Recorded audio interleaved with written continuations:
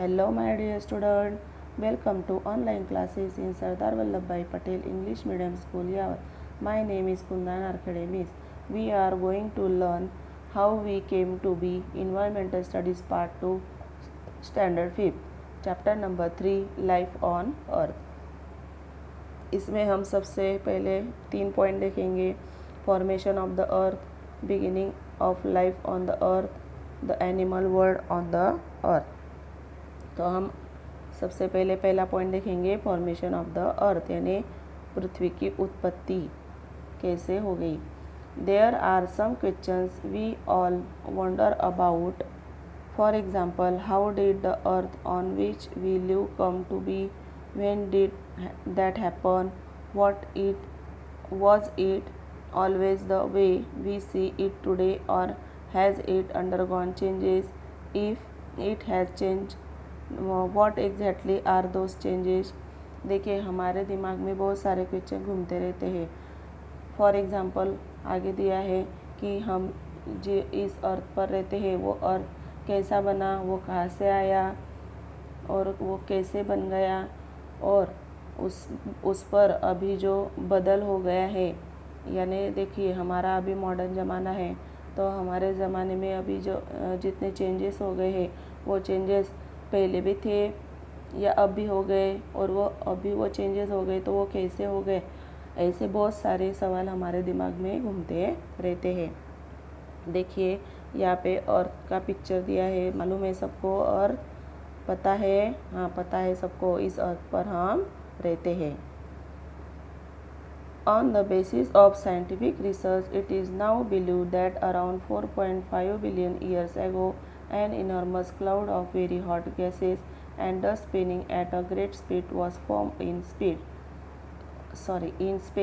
Its circular motion and great speed caused it to divide into several portions, thus creating the Sun and the planet which revolve around the Sun.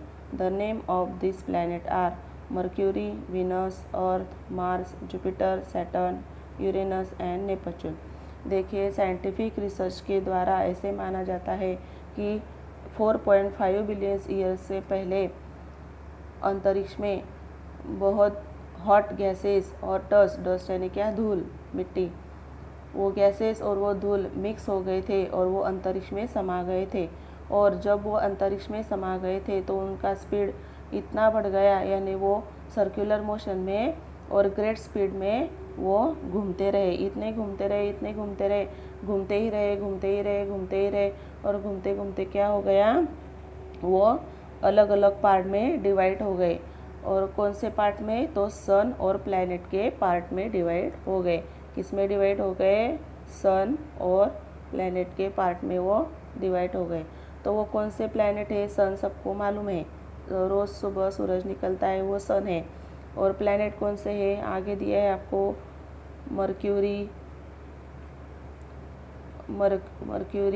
Venus, earth, Mars, Jupiter, Saturn, Uranus and Neptune, ये planet के नाम है। तो सन और planet में वो divide हो गया।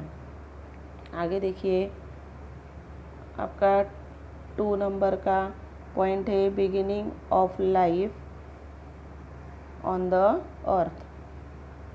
Among these planets, the Earth is the only planet where life is known to exist.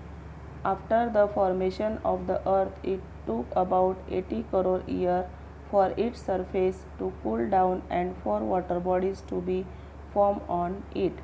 It is believed that various kinds of unicellular organisms or living things first appear in water. They are known as protozoa. Gradually, multicellular living things develop from these unicellular ones. The protozoa are so tiny that they cannot be seen with the naked eye. We need a microscope to see them. तो देखिए, इस पृथ्वी पर हम सजीव की निर्मित कैसे हो गई। तो हमने जो प्लैनेट देखे, अभी देखे ना हमने, प्लैनेट कितने हैं? 8 प्लैनेट है। तो उस 8 प्लैनेट में से अर्थ, इस प्लैनेट पर सजीव सृष्टि की निर्मित हो गई। जब अर्थ निर्माण हो गया तो अर्थ का जो सरफेस है वो ठंडा होने में 80 करोड़ साल लग गए थे। कितने साल? 80 करोड़ साल।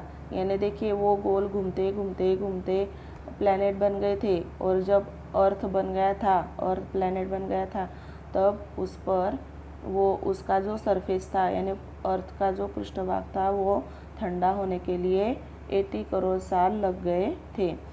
और ऐसे माना जाता है कि धरती पर जो वाटर है तो उस वाटर में धरती पर जो वाटर बॉडीज़ है तो उसमें एक पेशीय सजीव की निर्मित हो गई थी। यानी उसमें लिविंग थिंग्स, उस वाटर में लिविंग थिंग्स की निर्मित हो गई थी। उसे बोलते हैं प्रोटोजोआ। क्या बोलते हैं उसे? प्रोटोजोआ। और एक प्रोटोजोआ से बहुत सारे बहुपेशीय सजीव की निर्मित हो गई थी। और वो बहुत सूक्ष्म रहते हैं, बहुत बारीक रहते हैं, वो हमारे आईज से नहीं दिखते हैं। तो उसे हम कैसे देख सकते हैं? तो माइक्रोस्कोप से उसे हम देख सकते हैं। देखिए आपको नीचे यहाँ पे दिया है अ यूनिसेक्युलर ऑर्गेनिज्म सीन दो अ माइक्रोस्कोप। यानी माइक्रोस्कोप से हम ये जीव उसमें से देख सकते हैं। नीचे देखिए आपको यहाँ पे वो दिया है, माइक्रोस्कोप दिया है। इससे हम वो लिविंग थिंग्स का जो सूक्ष्म जीव रहता है वो इसमें से हम देख सकते हैं। समझ में आया सबको? तो चलिए हम आगे बढ़ते हैं।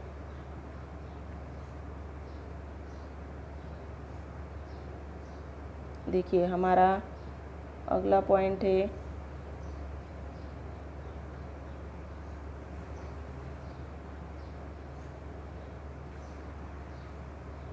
the animal world on the earth. The living world on the earth consists of plants and animals. Here we shall take into account the animal worlds. The following are some of the main characteristics of animals. देखिए इस धरती पर जब सजीव सृष्टि की निर्मित हो गई तो उसमें एनिमल्स और प्लांट्स भी थे। एनिमल्स यानी प्राणी सृष्टि और प्लांट्स यानी पेड़, तो उनकी भी निर्मित उस अर्थ पर हो गई थी। तो इसमें हम सबसे पहले एनिमल्स के बारे में बात करेंगे। तो एनिमल्स के कैरेक्टरिस्टिक आपको आगे दिए हैं। फर्स्ट है एनिमल ब्रीथ, यानी एनिमल भी सांस लेते हैं और छोड़ते भी है।